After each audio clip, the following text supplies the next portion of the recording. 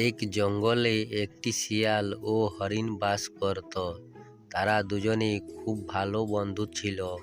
হরিণ বন্ধু, আজ সকালটা কত সুন্দর, তাই না? তোমাকে চলো আজ এক নতুন জায়গায় নিয়ে যাব। নতুন জায়গায় নিয়ে যাবে? এখানেই তো কত সুন্দর সুন্দর ঘাস আছে। হরিণ বন্ধু, তুমি কি আমার সঙ্গে নতুন জায়গায় যেতে ভয় পাচ্ছ? আরে তা না, তুমি আমার সব থেকে কাছের বন্ধু। আমি তোমাকে নিজের থেকেও বেশি বিশ্বাস করি। চলো, কোথায় নিয়ে যাবে তবে? এই বলে শিয়াল হরিণকে নিয়ে যেতে থাকলো। অন্যদিকে এক শিকারী ওই জঙ্গলে শিকার করার জন্য এসেছিল। না, আজ আমার মনে হয় ভাগ্যটাই খারাপ, কোথাও একটা শিকার দেখতে পেলাম না।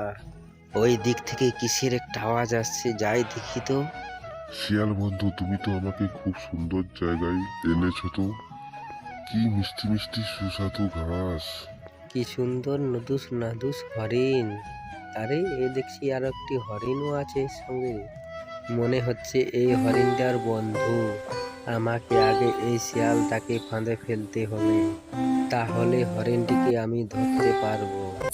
হরিণ বন্ধু, আমি তো আগেই বলেছিলাম আমার উপর বিশ্বাস রাখো। দেখো এখানে কত সুন্দর সুন্দর ঘাস। তুমি এখানে যত খুশি ঘাস খেয়ে নাও, আমি একটু বিশ্রাম করে আসি। এই বলে শিয়ালটি সেখান থেকে বিশ্রাম করতে চলে যায়। শিয়ালটি বিশ্রাম করতে যেতেই শিকারের পাতা জালে আটকে যায় শিয়াল। হরিণ বন্ধু, তুমি কোথায় আছো? আমি জালে আটকে গেছি। এটা মনে হচ্ছে শিয়াল বন্ধুর আওয়াজ। যাই দেখি তো কি হলো।